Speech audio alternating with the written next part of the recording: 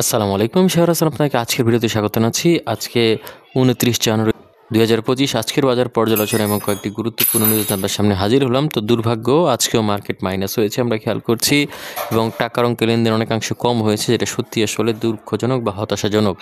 তো যাই হোক, সবগুলো বিষয় নিয়ে আমি আলোচনা করব। তো আলোচনায় যাওয়ার আগে একটা ছোট্ট অনুরোধ করি, আমার এই ভিডিওটি যদি আপনার ভালো লেগে থাকে বা সামান্য উপকার আসে, তাহলে আমি আশা করবো আপনারা আমার চ্যানেলটিকে সাবস্ক্রাইব করবেন এবং ভিডিওতে লাইক এন্ড শেয়ার করবেন। তো যাই হোক, আর কথা না বাড়িয়ে সরাসরি ভিডিওর মূল অংশে চলে যাই। তো আমরা এখানে দেখতে পাচ্ছি আজকে ডিএসসি সাধারণ সূচকে 13.91 পয়েন্টের মতো মাইনাস হয়েছে। এছাড়াও ডিএসসি 30 সূচকে আমরা দেখতে পাচ্ছি 0.67 পয়েন্টের মতো মাইনাস হয়েছে, এবং ডিএসসি সূর্য সূচকে আমরা দেখতে পাচ্ছি 7.96 পয়েন্টের মতো মাইনাস হয়েছে। অর্থাৎ তিনটি ইন্ডেক্সে কিন্তু হিউজ পরিমাণ মাইনাস হয়েছে আমরা খেয়াল করছি। এবং আমরা যদি এখানে ইন্ডেক্স মুভারটা যদি খেয়াল করি, তাহলে দেখতে পাচ্ছি যে আজকে এখানে ব্যাট বিসি তারা 3 পয়েন্টের মতো আপ করেছে। এছাড়াও এমজেএলবিডি এবং আরাফা ব্যাংক তারা মোটামুটি 1.5 পয়েন্টের মতো আপ করেছে, আর বাকি সবাই খুবই সামান্য পরিমাণ আপ করেছে। অপরদিকে মার্কেট ব্রেকারের ক্ষেত্রে যদি দেখি, তাহলে দেখতে পাচ্ছি রেনাটা 3.5 পয়েন্টের মতো মাইনাস করেছে। এছাড়াও ওয়ালটন এখানে 3 পয়েন্টের কাছাকাছি মাইনাস করেছে। এছাড়াও ইসলামী bank, Beximco Pharma, ADN telecom, premier cement, Kohinoor chemical এরা মোটামুটি 1 থেকে 1.5 পয়েন্টের মতো কিন্তু মাইনাস করেছে আমরা খেয়াল করছি। তো যাই হোক, এরপর আমরা দেখতে পাচ্ছি ট্রেড স্ট্যাটিস্টিক্স। তো আমরা এখানে দেখতে পাচ্ছি যে 125টি শেয়ার আপ হয়েছিল, অপরিবর্তিত ছিল 65টির, এবং 206টি কিন্তু আজকে পতন ঘটেছিল। এবং আমরা যদি টাকার অঙ্কে লেনদেনটা যদি খেয়াল করি, তাহলে দেখতে পাচ্ছি দুর্ভাগ্য গত দিনের তুলনায় আজকেও টাকার অঙ্কে লেনদেন কিন্তু কমে গিয়েছে, এবং প্রায় প্রতিদিনই কিন্তু গ্র্যাজুয়ালি কমছে, যেটা আসলে একই সাথে সাথে অ্যালার্মিং এবং হতাশাজনক। তো আমরা দেখতে পাচ্ছি আজকে 314.167 কোটি টাকার মতো কিন্তু লেনদেন হয়েছে, যেটা আসলে মেনে নেওয়া আসলে দুঃখজনক। এরপর আমরা যদি এখানে টপ গেইনার এবং লুজারের ক্ষেত্রে দেখি, তাহলে দেখছি টপ গেইনারে আজকে হাক্কানি পাল, এখানে তারা হল্টেড হয়েছে। এছাড়া আমরা দেখতেছি ডেল্টা স্পিনিং এবং তাল্লু স্পিনিং এরা কিন্তু ভালো পরিমাণে বৃদ্ধি পেয়েছে। তো সেই ক্ষেত্রে বলা যায় এরাও হল্টেড হয়েছে, আর বাকি সবাই মোটামুটি বৃদ্ধি পেয়েছে। অপরদিকে যদি আমরা লুজারের ক্ষেত্রে দেখি, লুজারের ক্ষেত্রে আমরা দেখতে পাচ্ছি বিআইএফসি তারা কিন্তু হল্টেড হয়েছে। এছাড়া আমরা যদি দেখি প্রিমিয়ার সিমেন্ট, ইন্ট্রাকো এরা কিন্তু হল্টেড বা হল্টেডের কাছাকাছি কিন্তু মাইনাস হয়েছে। এছাড়া বাকি সবাই কিন্তু ভালোই মাইনাস করেছে। এবং আমরা যদি এখানে যদি টাকার অঙ্কে লেনদেনটা খেয়াল করি, তাহলে দেখছি টাকার অঙ্কে লেনদেনে কিন্তু খান ব্রাদার্স কিন্তু ভালো পরিমাণ লেনদেন হয়েছে। টাকার অঙ্কে দ্বিতীয় অবস্থান হয়েছে এডিএন টেলিকম, বাকি সবাই মোটামুটি লেনদেন করেছে।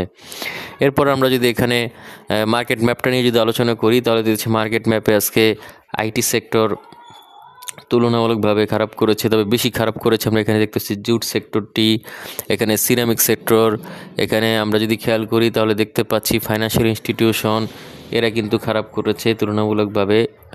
এবং আমরা যদি ভালোর কথা চিন্তা করি, তাহলে দেখতেছি মোটামুটি ভালো করেছে ফুড অ্যান্ড অ্যালাইড, আর বাকি সবাই মোটামুটি অবস্থানে রয়েছে। এরপর আমরা যদি এখানে ব্লক ট্রানজিশনে যদি আলোচনা করি, তাহলে দেখতেছি ব্লক মার্কেটে আজকে তেমন একটা লেনদেন আমরা কোনোটাতে দেখতে পাচ্ছি না, সবাই খুবই সামান্য পরিমাণ, উল্লেখযোগ্য পরিমাণে কিন্তু কেউই নেই। তো যাই হোক, এই ছিল আজকের বাজার অবস্থা। তো এখন আমরা চলে যাবো কয়েকটি গুরুত্বপূর্ণ নিউজে। তো প্রথমে আমরা যেই নিউজটি নিয়ে আলোচনা করব সেটি হচ্ছে ইউনিক হোটেলের মূল ব্যবসায় লোকসান, অন্য ব্যবসায় মুনাফা। তো মূলত ইউনিক হোটেল অ্যান্ড রিসর্ট তাদের মূল ব্যবসা হচ্ছে হোটেল ব্যবসা। তো বিগত সময়ে কিন্তু হোটেল ব্যবসায় তারা খারাপ করেছে। এর কারণ হিসেবে তারা বলছেন যে শেখ হাসিনার পতনের সময়ে, বা আমরা বলতে পারি যে জুলাই আগস্টের যে বিপ্লব হয়েছিল সেই সময়টাতে দেশের পরিস্থিতি খারাপ হওয়াতে কিন্তু মানুষ ভ্রমণ কম করেছে। এছাড়াও বিদেশিরা কিন্তু বাংলাদেশে আসতে ভয় পাচ্ছিলেন বা নিষেধাজ্ঞা ছিল, বিদায় কিন্তু বিদেশি পর্যটকও তেমনভাবে আসেনি। তো সেই ক্ষেত্রে কিন্তু কোম্পানিটির যে মূল ব্যবসা অর্থাৎ হোটেল ব্যবসা সেটাতে ধস নেমেছিল। তবে তাদের যে সাবসিডিয়ারি কোম্পানি বা সিস্টার কোম্পানি রয়েছে তাদের মাধ্যমে কিন্তু কোম্পানিটি এই বছর প্রফিট করেছে, মোটামুটি তাদের আয় হয়েছে। আমরা যদি খেয়াল করি তাহলে 1 টাকা 56 পয়সা, যা আগে ছিল মাত্র 87 পয়সা, অর্থাৎ বিগত সময়ের তুলনায় কিন্তু ভালো করেছে। এবং এটার কারণটা আমরা এখানে দেখতে পাচ্ছি, সেটা হচ্ছে যে মেঘনাঘাট পাওয়ার যেই পয়েন্টটা রয়েছে, পাওয়ার প্ল্যান্টের জন্যই কিন্তু তারা আসলে আয় করেছে। সেখান থেকে তারা মোটামুটি 2 টাকা 10 পয়সার মতো আয় করেছিল, এবং সেই ক্ষেত্রে সাময়িকভাবে প্লাস মাইনাস করে তাদের আয় হয়েছে। তো এটা একটা খুব ভালো দিক বলা যায়। আসলে ব্যবসার বিভিন্ন রকম ডাইভার্সিটি থাকলে সেই ক্ষেত্রে কিন্তু একটা ব্যবসা যদি ফল ডাউন করে তাহলে অপরটা কিন্তু আবার ব্যবসাকে তুলে ধরতে পারে বা প্রফিট গেইন করতে পারে। তো সেই ক্ষেত্রে আমি মনে করি যে বাংলাদেশে বিভিন্ন রকম কোম্পানিগুলোর যারা আসলে একটা ব্যবসার সাথে জড়িত তাদেরকে আসলে ব্যবসাকে বিভিন্ন পর্যায়ে বিভক্ত করা উচিত বলে মনে করি। যাই হোক, এই হচ্ছে বিষয়। এর পরবর্তীতে আমরা যেই নিউজটি নিয়ে আলোচনা করব সেটি হচ্ছে শেয়ার বাজার দরপতন অব্যাহত, উদ্বেগে বিনিয়োগকারীরা। তো মূলত যেটা বলছিলাম কন্টিনিউয়াস মাইনাস হচ্ছে। তো শেখ হাসিনার পতনের পরে আমরা যেই আশাটা করেছিলাম সেটা কখনোই আসলে আমরা আলোর মুখ দেখতে পাইনি। তবে এখন বাজার বিশ্লেষকরা বলছেন যে এই মুহূর্তে পতন ঘটার তেমন কোনো বড় কারণ নেই, তবে কিছুটা অস্থিতিশীল থাকার কারণে অর্থনৈতিক পরিস্থিতি সেই বিষয়ে একটু পতন ঘটতে পারে। তবে আশা করা যাচ্ছে সেটা অচিরেই দূর হয়ে যাবে এবং বাজার আবার ঘুরে দাঁড়াবে। এখন আসলে দেখা যাক কতদিন পর্যন্ত সময় লাগে এই বিষয়টা ঘটতে। যাই হোক, এর পরবর্তীতে আমরা যেই নিউজটা নিয়ে আলোচনা করবো সেটা হচ্ছে 3 কোম্পানির শেয়ার জেড ক্যাটাগরিতে স্থানান্তর। তো আমরা দেখতে পাচ্ছি 3টি কোম্পানির শেয়ার জেড ক্যাটাগরিতে স্থানান্তরিত হয়েছে। এরা হচ্ছে এশিয়াটিক ল্যাবরেটরিজ, কাশেম ইন্ডাস্ট্রিজ ও ইন্ট্রাগো রিফুয়েলিং স্টেশন। তো এই 3টি কোম্পানি কিন্তু আমরা দেখতে পেয়েছি জেড ক্যাটাগরিতে স্থানান্তরিত হয়েছে। তার মানে হচ্ছে তারা শাস্তি পাচ্ছে। এবং কেন তাদের এই বিষয়টা হয়েছে সেটা হচ্ছে যে ঘোষিত ডিভিডেন্ড নির্ধারিত সময়ের মধ্যে শেয়ারহোল্ডারদের মধ্যে বিতরণ না করায় এই কোম্পানিগুলোকে এই পরিস্থিতিতে নিচে নামিয়ে দেওয়া হয়েছে।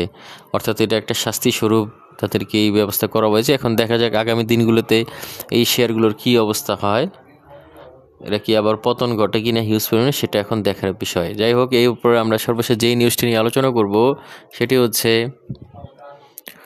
29 জানুয়ারি ব্লকে 5 কোম্পানির বড় লেনদেন। তো আমরা দেখতে পাচ্ছি যে 29 জানুয়ারি ব্লক মার্কেটে 5টি কোম্পানির বড় লেনদেন হয়েছে। তবে যদিও বলছে এখানে বড় লেনদেন, কিন্তু অত ভালো নয়।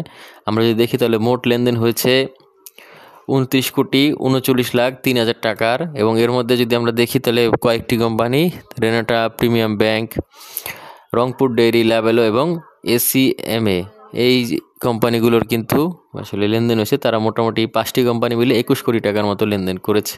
এর মধ্যে সবচেয়ে ভালো হয়েছে রেনাটার, তারা মোটামুটি 8 কোটি 6 লাখ টাকার মতো লেনদেন করেছে। তো আপনারা চাইলে দেখতে পারেন এই সকল শেয়ারগুলোর প্রতি, আপনারা চাইলে এই সকল শেয়ারগুলো দীর্ঘমেয়াদে বিনিয়োগ করতে পারেন। আশা করছি এখান থেকে আপনারা ভালো কিছু গেইন করতে পারবেন। তো যাই হোক, এই ছিল মোটামুটি আজকের বাজার পর্যালোচনা এবং কয়েকটি গুরুত্বপূর্ণ নিউজ। তো এখন একটা বিষয় হচ্ছে যে বর্তমানের বাজারে যে অবস্থা সেভাবে করে বাজার আসলে ঘুরে দাঁড়ানোর মতো পরিস্থিতি এখনও সৃষ্টি হয়নি, বা আদৌ হবে কিনা সে বিষয়টা নিয়েও সন্দিহান। তো এই ক্ষেত্রে যদি আপনারা সত্যি বাজারে বিনিয়োগ করতে চান, অর্থাৎ যারা নতুন বিনিয়োগকারী তারা এসআইপি সিস্টেমে বিনিয়োগ করতে পারেন। আর যারা পূর্বের বিনিয়োগকারী রয়েছেন তারা আসলে ভালো শেয়ারে বিনিয়োগ করতে পারেন দীর্ঘ সময়ের জন্য। যে সকল কোম্পানিগুলোর পিই রেশিও কম সেই সকল শেয়ারগুলোতে আপনারা বিনিয়োগ করতে পারেন দীর্ঘমেয়াদের জন্য। সেখান থেকে সম্ভাবনা আছে ভালো কিছু গেইন করার। অথবা আপনারা এরকম করতে পারেন যে আপনারা আপনাদের যে প্রাইস রয়েছে সেটাকে অ্যাডজাস্ট করতে পারেন বর্তমান সময় ক্রয় করার মাধ্যমে বা সেল করার মাধ্যমে।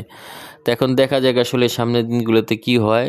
আশা করছি সামনের দিনগুলোতে মার্কেট ঘুরে দাঁড়াবে এবং আপনাদের পরিস্থিতি যেটা আপনারা পতন ঘটার কারণে যে পরিমাণ লসের সম্মুখীন হয়েছেন সেটা হয়তো আবার রিকভারি হওয়া সম্ভব হবে।